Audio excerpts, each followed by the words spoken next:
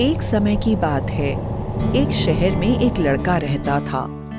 इस लड़के को तस्वीरें बनानी बहुत पसंद थी और इसका नाम था धर्मेंद्र। वह 18 साल का था। धर्मेंद्र के बहुत से बड़े भाई बहन थे जो अपने गरीब माता पिता की बहुत मदद करते थे ताकि घर में कुछ पैसे आ सके और घर सही तरीके से चल सके। लेकिन धर्मेंद्र अपने घर की गरीबी को दूर करने के लिए कोई काम नहीं करता था, लेकिन अपने घर में पड़ी धूल मिट्टी में बैठकर घंटों तक लकड़ी से तरह तरह की तस्वीरें बनाया करता था। ज्यादातर वह जो तस्वीर बनाता था वह मकड़ियों की होती थी। छोटी मकड़ी, बड़ी मकड़ी, मोटी मकड़ी, तरह तरह की मकड़ियां। एक बार उसके पिता ने उसे बुलाया और कहा, धर्मेंद्र, तुम्हें अब इन मकड़ियों को बनाकर घंटों अपना समय बर्बाद करने की आदत को छोड़ देना चाहिए और घर की आर्थिक स्थिति को सुधारने के लिए कुछ काम करना चाहिए। और कुछ नहीं कर सकते हो तो कम से कम खेतों में जाकर अपने भाई बहनों की मदद करो। पिता की बात सुनकर धर्मेंद्र बोला, पिताजी, मैंने ऐसा करने की बहुत कोशिश करी, पर मैं अपने आप को रोक ही नहीं पाता हूँ। लेकिन फिर भी आप कह रहे हैं, इसलिए मैं जरूर इसकी कोशिश करूंगा। धर्मेंद्र बहुत मेहनत करके अपने आप को इस आदत से बचाने की कोशिश करने लगा और अपने भाई बहनों की मदद करने के लिए जाने लगा।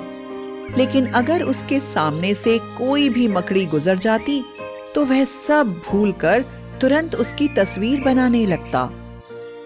आखिर उसकी आदत से परेशान होकर उसके पिता ने एक बार उसकी मां से कहा, हमारे धर्मेंद्र का कुछ नहीं हो सकता, वह कभी अच्छा किसान नहीं बन पाएगा।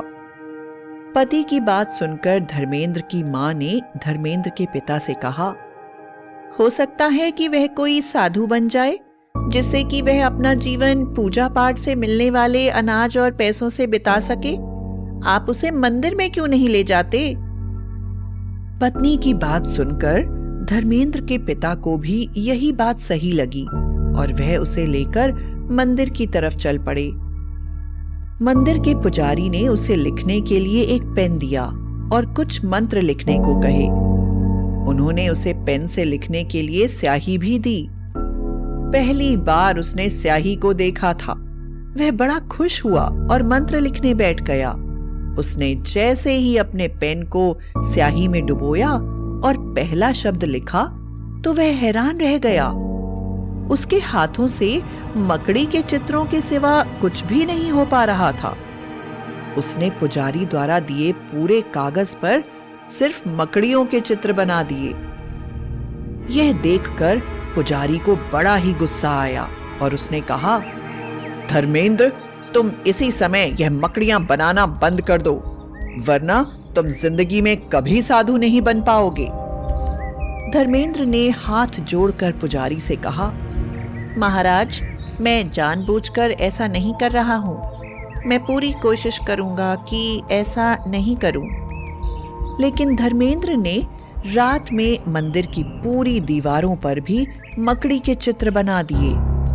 सुबह जब पुजारी ने यह देखा तो उसने गुस्से से धर्मेंद्र को मंदिर से बाहर निकाल दिया और धर्मेंद्र के पिता से कहा, तुम्हारा बेटा कभी पुजारी नहीं बन सकता है, इसलिए इसे यहां कभी नहीं लाना।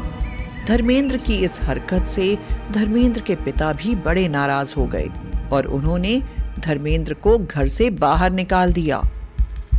पिता को नाराज देखकर धर्मेंद्र ने सोचा कि वह वापस पुजारी से जाकर माफी मांग लेगा और पुजारी के साथ ही रहने की कोशिश करेगा। उसे पता था कि पुजारी गांव के बाहर बने जंगल में मंदिर में ही रहता है। वह रात में पुजारी के घर पहुंचा और दरवाजा खटखटाने लगा, लेकिन दरवाजा नहीं खुला। आखिरकार धर्मेंद्र ने दरवाजे को धक्का दिया तो उसने पाया कि दरवाजा पहले से ही खुला हुआ है। वह घर के अंदर चला गया। घर में घनघोर अंधेरा छाया हुआ था। वह सोचने लगा कि यह तो बड़े आश्चर्य की बात है। आखिर घर के सभी लोग कहाँ चले गए हैं। उसने किनारे पर रखे हुए दिए को जला दिया। उसने देखा कि कमरे में कुछ कागज पड़े हुए हैं। वह फिर सब कुछ भूल गया और उन कागजों पर मकड़ी के चित्र बनाने लगा। दीवार पर एक दीवार के बराबर ही कागज था। धर्मेंद्र ने उसके ऊपर भी दीवार के बराबर बड़ी मकड़ी बना दी। आखिरकार जब वह थक गया तो दरवाजा बंद करके बाहर सोने चला गया। वह कमरे के बाहर आकर सोने की कोशिश कर रहा था कि अचानक मंदिर से एक भयानक आवाज आई। आवाज को सुनकर धर्मेंद्र बुरी तरह से डर गया। उसने ऐसी भयंकर और खूंखार आवाज पहले कभी नहीं सुनी थी। आवाज लगातार धर्मेंद्र को पुकार रही थी। धर्मेंद्र, धर्मेंद्र, आओ धर्मेंद्र, मेरे पास आओ। वह सोचने लगा कि मंदिर में इतना भयंकर जानवर कैसे आ सकता है। जब आवाज बार बार आने लगी तो धर्मेंद्र ने अनुभव करा कि वह आवाज कमरे के अंदर से आ रही है। आखिरकार वह कमरे के अंदर गया। जैसे ही वह कमरे के अंदर गया तो उसकी डर के मारे घिघी बंद गई। उसके सामने एक बहुत ही बड़ी मकड़ी थी जो अपना बड़ा सा मुंह खोलकर उसकी तरफ आ रही थी। डर के मारे उसने अपने आप को कमरे में रखी अलमारी में बंद कर लिया और उसमें घंटों बैठा रहा। आखिरकार सुबह हो गई और बाहर से उसके पिता की आवाज आने लगी। धर्मेंद्र, धर्मेंद्र, कहाँ हो धर्मेंद्र? घर वापस आ जाओ। वह समझ गया कि उसके पिता उसे ढूंढ रहे हैं। वह जल्दी से अलमारी से निकलकर मंदिर के बाहर भाग गया और अपने पिता के गले लग गया और रोने लगा। वह बोला, पिताजी, मंदिर में एक राक्षस के बराबर मकड़ी है। कल वह मुझे खाना चाहती थी, लेकिन मैंने किसी तरह अलमारी में छुपकर अपने आप को बचा लिया। मुझे यहाँ से ले चलिए पिताजी। धर्मेंद्र के पिता को धर्मेंद्र की बात पर बिल्कुल भी विश्वास नहीं हुआ, लेकिन फिर भी वह धर्मेंद्र की हालत देखकर उसे वापस घर लेकर आ गए। उस दिन के बाद से धर्मेंद्र ने कभी मकड़ी का चित्र नहीं बनाया, बल्कि मकड़ी को देखकर भी वह बुरी तरह से डर जाया करता था। एक बार परिवार के सभी लोग सो रहे थे तो अचानक घर के बाहर जोर जोर की भयानक आवाजें आने लगी और सभी की नींद खुल गई। जब सबने बाहर देखा तो सबकी सांसें रुक गईं। घर के बाहर सच में एक राक्षस के बराबर भयानक मकड़ी खड़ी हुई थी और धर्मेंद्र का नाम लेकर जोर जोर से पुकार रही थी। धर्मेंद्र, धर्मेंद्र, बाहर निकलो। मैं तुमसे विवाह करना चाहती हूँ। मैं मकड़ियों की रानी मकड़कन्या हूँ। मैं तुम्हारी पिछले जन्म की पत्नी हूँ। तुम मुझे पहचान नहीं पा रहे हो। याद करो कि तुम हर समय मेरा ही चित्र बनाते रहते हो। अब मैंने बड़ी मुश्किल से तुम्हें ढूंढा है और अब मैं तुम्हें अपने साथ लेकर ही जाऊंगी। आओ मेरे पति, बाहर आओ। धर्मेंद्र मकड़ी की आवाजें सुनकर डर के मारे अपने पिता के पीछे छिप गया। उसके पिता ने मकड़ी की बातें ध्यान से सुनी और उन्हें उसमें सच्चाई नजर आने लगी। वह सोचने लगे कि यह बात सच है कि धर्मेंद्र कोई दूसरा काम नहीं करता है सिवाय मकड़ी की तस्वीरें बनाने के। कोई ना कोई बात तो जरूर है जिसके कारण मकड़ी इसके पीछे पड़ी है। कुछ देर के बाद मकड़ी वहां से चली गई, लेकिन धर्मेंद्र के पिता धर्मेंद्र को लेकर गांव के पुजारी के पास पहुंचे और उन्होंने सारी घटना के बारे में पुजारी से बात करी। पुजारी ने धर्मेंद्र की जन्मपत्री देखी और हैरानी से बोले, वह मकड़ी बिल्कुल सही कह रही है। पिछले जन्म में उसकी पत्नी मकड़ी ही थी और किसी दैवी प्रकोप के कारण यह अपनी पत्नी से अलग होकर इंसानों का जन्म पा गया, लेकिन इसकी पत्नी आज भी सैकड़ों वर्षों से इसका इंतजार कर रही है।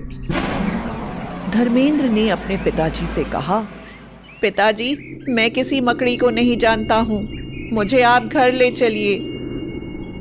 अभी वह पिताजी से बात ही कर रहा था कि अचानक उसने एक छिपकली को अपनी तरफ आते हुए देखा और कूदकर उस जगह से दीवार की तरफ चला गया और मकड़ी की तरह दीवार पर चिपक गया। छिपकली उसके पीछे चल रही थी और वह तेजी से दीवार पर भागता चला जा रहा था।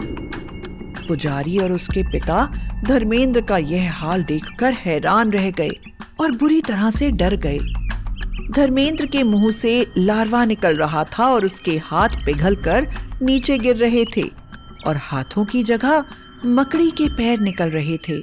देखते ही देखते धर्मेंद्र का सिर और धड़ इंसानों का रह गया और पूरा शरीर मकड़ी का बन गया। धर्मेंद्र के पिता को कुछ भी समझ में नहीं आ रहा था।